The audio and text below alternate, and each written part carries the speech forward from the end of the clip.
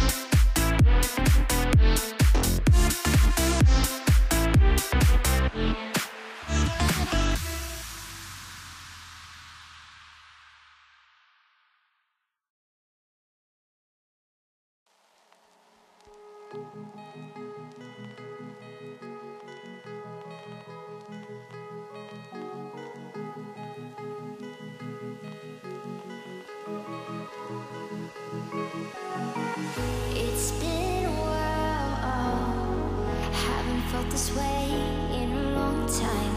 Can I tell you a secret? It gets a little crazy in my mind.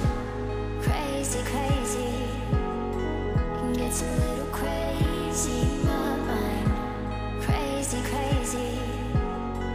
Gets a little crazy. It gets a little crazy.